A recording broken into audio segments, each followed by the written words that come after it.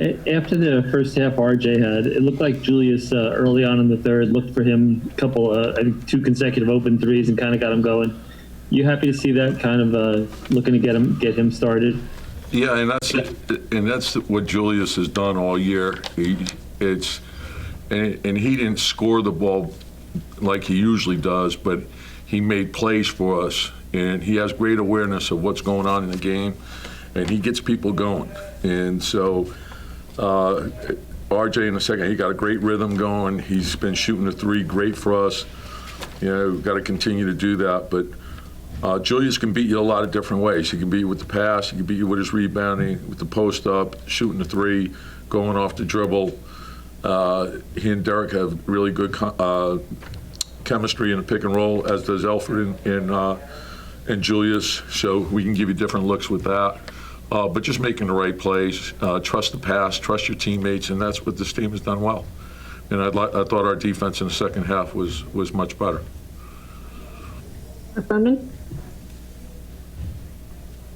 Yeah, the defense in the second half on the three-point line, I mean, obviously 13 and 19 in the first half. What would you tell the guys at intermission? Yeah, no, and, you know, I like the way we started the game, and then we sort of got in a lull, and they were cracking us pretty good off the dribble.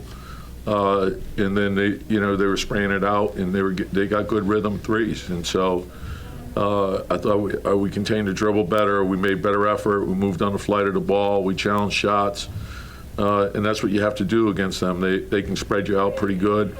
There's versatility to their lineup. You know, they have the 2-point guards. They can spread you out with Washington and Bridges. You know, at the 4 and 5, and they get 5 shooters on the floor.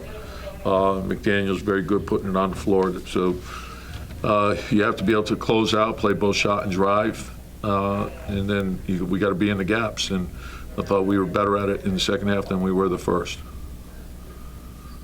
Rebecca Harlow? Coach, when teams in this league go on win streaks like this, which is obviously hard to do, especially when there are teams looking to knock you guys off with the playoff race, et cetera, it seems like confidence grows exponentially. Are you feeling that with this group? Yeah, and the thing is, the important thing I think for us is not to get lost. And you start thinking about down the road, the playoffs, win streaks, and then you lose focus on getting ready for Atlanta. And that's where our focus has to be. We just go day by day, step by step. And if we're taking care of all the things we need to take care of, all the other stuff will take care of itself. And it's easy to get knocked off course, and you can't do that. Your focus and your concentration are everything, and that's what gives you your intensity. And so we have to make sure that we don't get lost and we stay focused on what's in front of us. Christian Winfield? Hey, Coach, circling back to what you said about Julius, I feel like even if it wasn't a score or a direct assist, sometimes he was able to manipulate the defense in a way that would allow him to get those hockey assists, where he'd be able to hit maybe Derek, who then could make that pass to the corner to hit. I think one time he hit RJ, another time he hit Reggie. Just what does it do for you to have a player who can make those reads and kind of see what the defense is going to do before it actually does? You're making a great point, and that's the beauty of his game, because you could use him so many different ways, and he could rebound and bust out with it. And I love when he does that.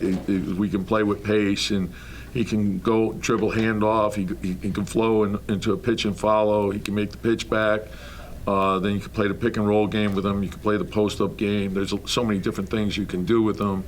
And his unselfishness and his commitment to make everyone around him, the best that they can be. And we have a team that's doing that. They're trusting the pass. They're sharing the ball. They're playing hard for each other. They're doing the same thing defensively. And that's what it takes for us to be a successful team. Time for 2 more questions. Bruce Beck? Tom, honestly, when you took over the reins this year, did you think you had the components to at some point have a 7-game winning streak, the longest in 7 years for this franchise? You know, I never really look at it that way. I did think we would be able to become successful if we did the right things. Understanding, I think, what goes into winning. And if you go step by step, and as I mentioned, the bubble was very beneficial for us, just in terms of getting to know all the players and starting to put the system in. but just seeing the commitment that they were willing to make, and then I thought it was important for us to go step by step, be a great practice team first, and start there. And once you do that, if you practice well, you'll play well. Mark Berman? You mentioned Atlanta, and they're in fourth place, home court position. How big would that be for this franchise to get that number 4 spot, and how did they turn it around? Well, I think they've gotten healthier. That would be one thing, and they're a very explosive team. And so I think we have to be ready in terms of, all the other stuff about positioning, playoffs. I just want us to be focused on Atlanta and knowing what we're going to need to do to win. And you go step by step, and we know that they've played very well. Since the All-Star break, maybe, right before the All-Star break, they started to turn it. And they had any team that has Young on it, and they put so much pressure on you, the athletic, quick, can go off the dribble. So, we're going to have to be ready again. Every night you're challenged, and the important thing is for us to be ready.